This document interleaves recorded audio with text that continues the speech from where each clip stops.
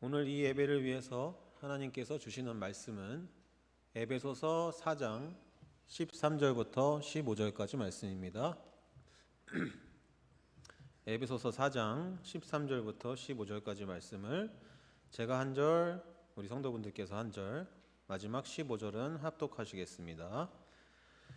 우리가 다 하나님의 아들을 믿는 것과 아는 일에 하나가 되어 온전한 사람을 이루어 그리스도의 장성한 분량이 충만한 데까지 이르리니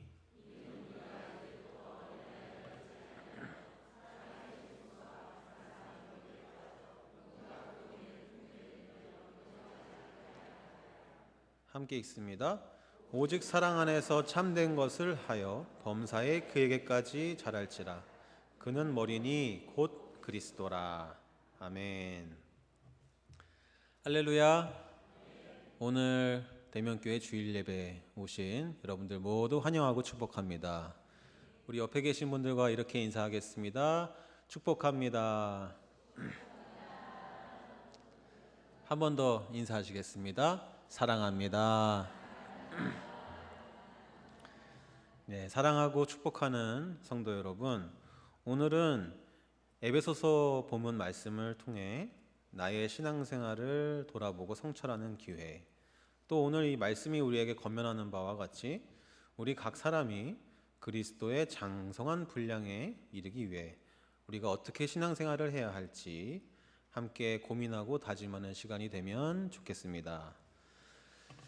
제가 이렇게 가만히 보니까요, 보통 오후 예배 참석하시는 분들은 대부분 아침 일찍부터 교회에 나오셔서 성가대, 여전도회, 교회학교, 식당봉사, 주차봉사 하시다가 오후 예배까지 다 참석하시는 분들이 많습니다. 한마디로 여기 계신 분들은 우리 대명교회에서 제일 열심히 신앙생활 하시는 분들입니다. 맞습니까? 그런데 여러분, 제가 여러분들께 이렇게 질문 한번 드려보겠습니다. 여러분들은 왜 신앙생활 하십니까? 나도 남들처럼 놀 수 있고 나도 때로는 쉬고 싶지만 늘 교회에서 늘 그 섬김의 자리에서 묵묵히 열심히 봉사하고 헌신하시는 이유가 뭡니까? 전도사님, 당연히 해야 되는 거 아닌가요? 제가 싫다고 안 하면 하나님이 벌 주실지도 몰라요. 이렇게 생각하신다면 율법주의, 어려서부터 그렇게 해왔고요, 늘 하던 일입니다, 안 하면 어색합니다, 이렇게 생각하시면 형식주의. 전도사님, 제가 자녀들을 위해서 할 수 있는 게 이거밖에 없어요, 열심히 교회 봉사하면 우리 하나님께서 다 복 주실 겁니다. 아멘. 이렇게 생각하시면 기복신앙. 이게 꼭 우리 중에 어떤 사람은 율법주의다, 어떤 사람은 기복신앙으로 신앙생활한다, 제가 그 말씀을 드리려는 게 아니라 잘 생각해 보시면 저를 비롯한 우리 모두가 우리 신앙생활을 잘 들여다보면 그 안에 이런 율법주의, 형식주의, 기복신앙이 다 있습니다. 율법주의의 신앙의 본질은 뭐냐? 그것은 두려움입니다. 심판하시는 하나님, 벌 주시는 하나님에 대한 두려움 때문에 혼날까봐, 혹여나 내가 열심히 신앙생활 안 해서, 제대로 신앙생활 안 해서 우리 가족이 화를 입을까봐 그렇게 신앙생활 하는 것, 이것은 건강한 신앙생활이라고, 바람직한 신앙생활이라고 할 수 없습니다. 또 형식주의 신앙의 본질은 뭐냐? 그것은 관성입니다. 여러분, 관성이 뭔가요? 계속 같은 방향으로 움직이려고 하는 거, 그게 관성이지 않습니까? 물론 예배드리는 거, 봉사하는 거, 그것이 습관이 되어서 몸에 배어 있다는 거는 정말 훌륭한 일입니다. 그렇지만 우리가 그저 관성으로만 신앙생활을 하게 되면 어느 순간 내가 힘든 일을 겪게 되었을 때, 어느 순간 교회에서 사람들과 관계에서 어려움이 있을 때 쉽게 매너리즘에, 회의에 빠지게 됩니다. 흔들리기 쉬운 신앙이다, 그 말씀입니다. 마지막으로 기복주의 신앙의 본질은 뭐냐? 그것은 욕망입니다. 좋은 학교에 가고 싶은 욕망, 좋은 직장에 들어가고 싶은 욕망, 좋은 집에 살고 싶은 욕망, 성공하고 부자 되고 싶은 욕망, 기왕이면 내 자녀들이 성공하면 싶다. 그런 욕망. 이런 욕망을 채우기 위해서 우리가 신앙생활을 한다면 이 역시도 하나님이 기뻐하시는 신앙생활이라 할 수 없습니다. 여러분, 물론 성경에 보면요, 하나님께서 우리에게 복을 주시기 원한다고 했습니다. 예수님께서도 구하라 그리하면 주실 것이요, 찾으라 그리하면, 두드리라 그리하면 열릴 것이다. 여러분, 저 역시도 하나님께 복을 받기를 바라고요. 제 마음은 기왕이면 우리 대면교회 성도분들이 다른 사람들보다 더 많이 복을 받았으면 좋겠습니다. 그런데 만약 우리가 이 복을 받는 것 그 자체가 신앙생활의 목적이 되고, 하나님이 내가 얻고자 하는 것들, 내가 얻어내고자 하는 것들을 얻어내기 위한 수단으로 우리 하나님이, 그런 도구로 우리 하나님이 전락되어 버린다면 그것은 결코 바람직한 신앙이라고 할 수 없을 것입니다. 그래서 예수님이 또 말씀하시기를 너희는 무엇을 먹을까, 무엇을 마실까, 무엇을 입을까 하지 말라. 너희 천부께서, 너희 하늘 아버지께서 이 모든 것들이 너희에게 있어야 할 줄을 아신다. 그러므로 너희는 먼저 그의 나라와 그의 의를 구하라. 그리하면 이 모든 것을 너희에게 더하시겠다 말씀하셨지 않습니까? 오늘 본문 말씀에서도 우리가 존경하는 사도 바울 선생님께서는 우리가 왜 신앙생활을 열심히 해야 하는지 그 목적에 대해서 이렇게 가르치시고 계십니다. 13절 말씀에 보니까 우리 각 사람이 온전한 사람을 이루어 그리스도의 장성한 분량이 충만한 데까지 이르는 것이 우리 신앙생활의 목표입니다. 이렇게 말씀하십니다. 또 15절 말씀에서는 곧 우리의 모습이 예수 그리스도의 수준까지 자라는 것이 우리의 신앙의 목표입니다. 이렇게 말씀합니다. 그리스도의 장성한 분량에 이르는 것, 범사의 그리스도의 수준에까지 자라는 것. 여러분, 이게 뭘 말하는 것 같으세요? 이것은 한마디로 이야기하면 성숙입니다. 다 함께 저를 따라해 주시기 바랍니다. 성숙. 감사합니다. 우리가 다 예수 믿고 신앙생활 하면서 저 같은 사람은 사역자로, 또 여러분들은 직분자로 교회에 부르심을 받고 섬기며 봉사하며 살아가는데, 우리가 신앙생활을 열심히 하는 그 목적은 사도 바울에 따르면 참된 예수 그리스도의 제자가 되어 예수님을 닮아가기 위함이다. 이렇게 우리에게 권면하고 있는 것입니다. 예수님을 우리가 닮아가는데 얼만큼 닮아야 하느냐? 적당히가 아니라 그리스도의 장성한 분량이 충만한 데까지 이르러야 한다. 그렇게 말씀하고 있습니다. 제가 우리 아동부 아이들 사역하면서요, 설교할 때 이렇게 이야기한 적이 있습니다. 얘들아, 너희가 지난 1년 동안 하루가 다르게 키가 자라고 육체가 성장했는데, 너희의 내면은 지난 1년 동안, 너희의 하나님을 향한 너희의 믿음은 지난 1년 동안 얼마나 성숙했는지 한번 생각해 봐라. 이렇게 얘기한 적이 있습니다. 제가 여러분들께도 오늘 비슷한 질문을 드려보겠습니다. 여기 계신 분들 중에는 신앙생활 하신 지 30년, 40년, 50년, 60년이 더 되신 분들도 계십니다. 그런데 여러분의 신앙은 지난 30년, 40년, 50년, 60년간 얼마나 성숙해지셨습니까?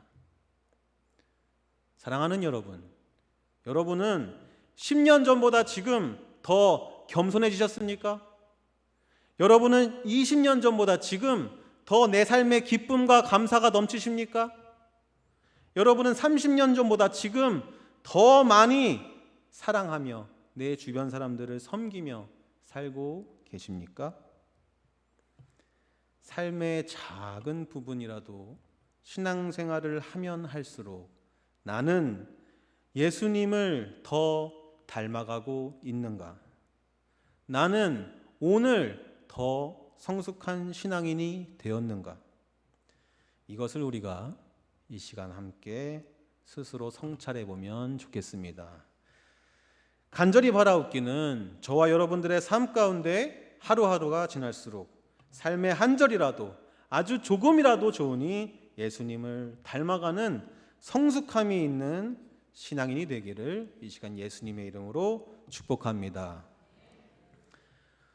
우리 그리스도인의 삶에서 빼놓을 수 없는 아주 중요한 두 가지가 있습니다. 그것이 바로 오늘 설교 제목이기도 한 구원과 성화입니다. 여러분, 구원이라는 게 무엇인가요? 구원은 무엇입니까? 죄인이었던 우리가 예수 그리스도의 십자가 은혜로 의롭게 여김을 받고 하나님의 자녀로서 거듭나는 것, 그것이 바로 구원입니다. 그렇다면 여러분, 성화는 무엇입니까? 성화란 구원받은 우리가 어떻게 그에 합당한 삶을 살 것인가에 대한 문제입니다. 죄인이었던 내가 죄사함을 받고 새 사람을 입어 하나님의 자녀가 되었는데 어떻게 나의 삶 속에서 그 구원을 실제로 이루어갈 것인가? 내가 어떻게 하나님의 자녀답게 구원받은 사람답게 살 것인가?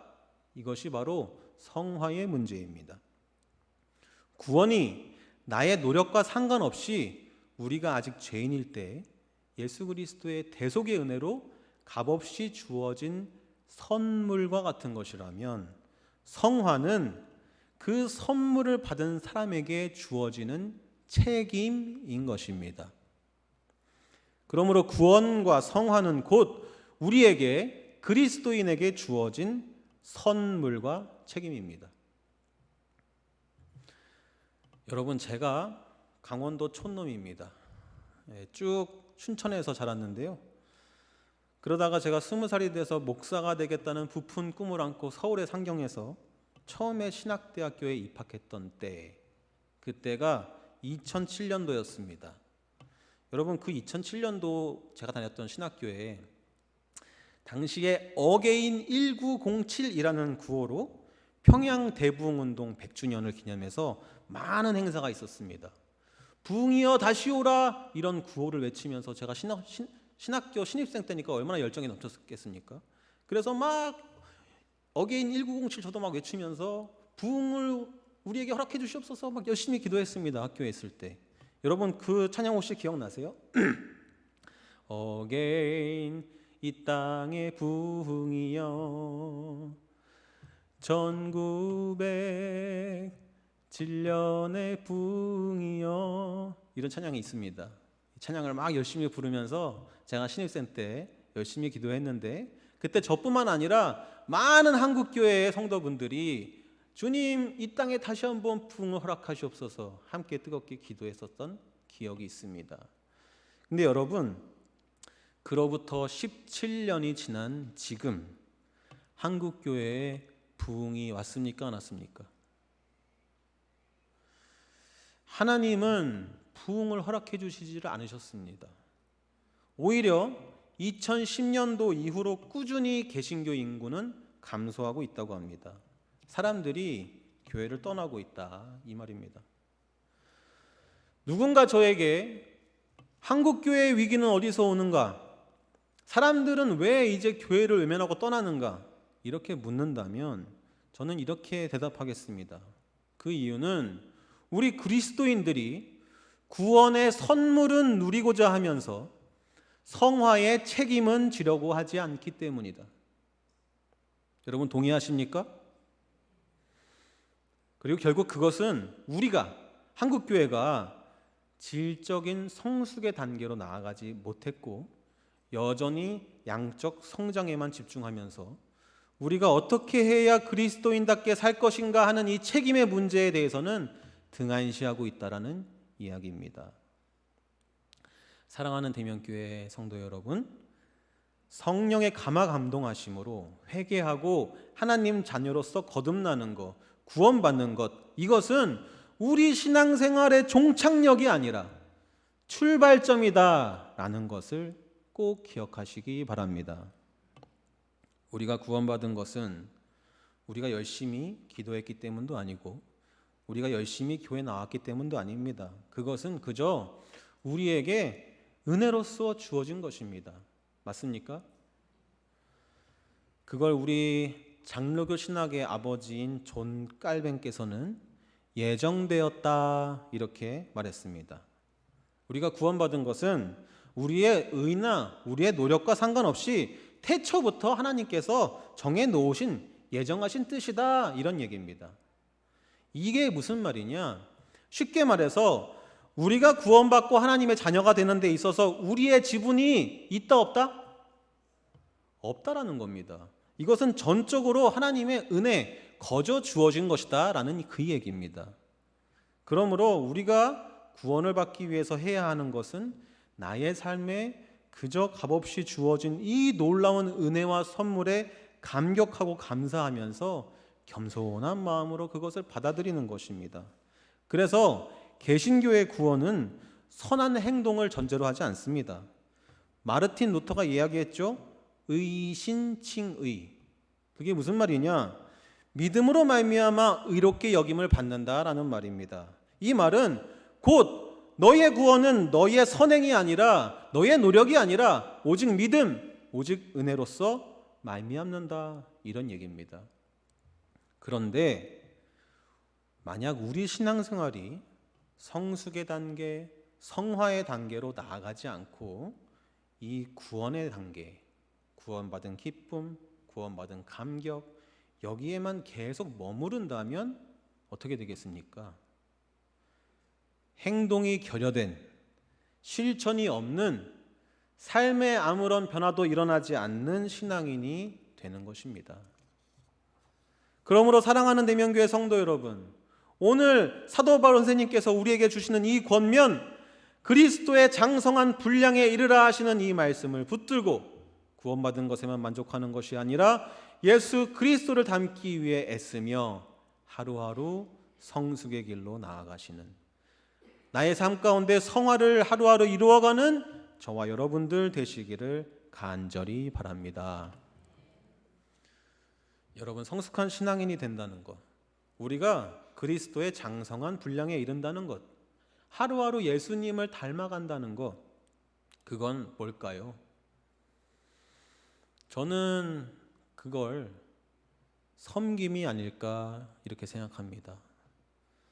모든 사람은 이기적입니다. 사람은 본능적으로 남보다 나를 더 돌보는 그런 존재입니다. 그럼에도 불구하고 누군가를 섬길 수 있는 사람은 성숙한 사람입니다. 남을 섬길 수 있는 사람은 겸손한 사람입니다. 남을 섬길 수 있는 사람은 온유하고 오래 참고 교만하지 아니하고 자기의 유익을 구하지 않는 사람입니다. 남을 섬길 수 있는 사람은 자기를 희생할 줄 아는 사람입니다. 여러분, 예수 믿은 이후로 가족을 섬기고 이웃을 섬기고 교회를 섬기며 그렇게 살아가고 계십니까? 때로는 내가 왜 이렇게까지 해야 하나 그런 생각이 드실 때도 있습니까? 그렇다면 여러분, 아주 잘하고 계신 것입니다. 훌륭하십니다. 제가 모태신앙으로 태어나서 지금까지 신앙생활을 하면서 많은 공동체와 많은 신앙인들을 봐왔습니다. 근데 제가 보기에 우리 대명교회는 참 훌륭한 교회입니다. 제가 사역하면서 보니까요, 우리 성도분들은 나도 넉넉하지 않은데 우리 교역자들한테 조금이라도 더 베풀어 주려고, 조금이라도 더 챙겨주려고 하십니다. 제가 옛날에 큰 교회에서도 사역을 해봤거든요. 그때 교육부 파트 전도사라고 하면은 아르바이트 취급하고 무시하는 사람도 덜어 있었습니다. 물론 그때 제가 나이가 어리기도 했고 지금보다는 미숙해서 그런 것도 있었겠지만은 대명교회에서 제가 사역할 때 파트 전임 이런 거 할 것 없이 똑같이 대우해 주시고 똑같이 존중해 주시고 섬겨 주시는 그런 모습을 보면서 제가 굉장히 감동받았습니다. 또 제가 작년에 아동부에서 자체적으로 여름 성경학교를 진행한 적이 있었습니다. 그때 아이들 수영장도 데리고 가고 찬양팀을 섭외해서 저녁에 찬양 집회도 하고 그렇게 했는데, 이때 우리 교회 장로님들, 권사님들, 여전도회, 남성교회 할 것 없이 많이 도와주셨습니다. 제가 그렇게 깜짝 놀랄 정도로 많이 도와주시는 그 모습을 보면서 큰 감동을 받았습니다. 아, 대면교회는 뭔가 다르구나. 은퇴하시고 나서도 일부 예배 성가대 하시면서 묵묵히 교회를 섬기시는 우리 원로 목사님, 또 당신이 더 아프고 힘드실 텐데 그 와중에도 부교역자들이 힘들지 않을까 걱정하고 미안해하시는 우리 담임 목사님, 또 요즘같이 힘든 때에도 늘 주말마다 교회 나와서 음식하시고 맛있는 밥 해주시는 우리 식당 권사님, 집사님들, 군말 없이 우리 사역자들을 위해서 늘 보이지 않는 곳에서 묵묵히 섬기시고 아이들 돌봐주시는 우리 교회학교 선생님들, 제가 한 분 한 분 다 말할 수는 없지만 대면교회를 사역하면서 우리 성도분들의 모습을 옆에서 지켜보면서 아, 하나님이 참 대면교회 사랑하시는구나, 대면교회가 참 하나님의 특별한 은혜를 받은 공동체구나 하는 것을 느낍니다. 사랑하는 대면교회 성도 여러분, 하나님이 대면교회를 정말 사랑하십니다. 하나님은 여러분들을 향한, 이 대면교회를 향한 특별한 계획을 가지고 계십니다. 믿으시면 아멘 하시기 바랍니다. 그렇기 때문에 여러분들에게 주어진 그리스도인으로서의 책무, 이것이 더욱 중요합니다. 여러분들께서 하나님의 큰 사랑을 받으신 만큼, 여러분들께서 하나님의 큰 은혜를 받으신 만큼 여러분들 모두가 그리스도의 장성한 분량에 이르도록 성숙한 신앙인으로 살아주시기 바랍니다. 여러분, 우리가 스스로를 성도라고 부르지 않습니까? 성도라는 게 무슨 뜻입니까? 거룩한 사람들의 무리다, 그런 뜻입니다. 구별된 사람을 뜻하는 것입니다. 그러므로 사랑하는 여러분, 세속의 조류에 휩쓸리지 말고 스스로를 지키시기 바랍니다. 환난 중에도 고아와 과부를 돌보시는 분들이 되시기 바랍니다. 어린아이와 같이 사람의 속임수와 간사한 유혹에 빠져서 온갖 교훈의 풍조에 요동하는 사람이 되지 마시고 오직 사랑 안에서 참된 것을 하며 범사의 예수 그리스도 닮기를 힘쓰시기 바랍니다. 서로 친절히 하며 서로 불쌍히 여기며 하나님이 그리스도 안에서 우리를 용서하신 것 같이 서로 용서하시는, 그래서 우리 대면교회 모든 지체가 온전한 사람을 이루어 그리스도의 장성한 분량이 충만한 데까지 이르는 저와 여러분이 되시기를 이 시간 예수 그리스도의 이름으로 축원드립니다. 함께 기도하겠습니다. 사랑해 주님 감사합니다.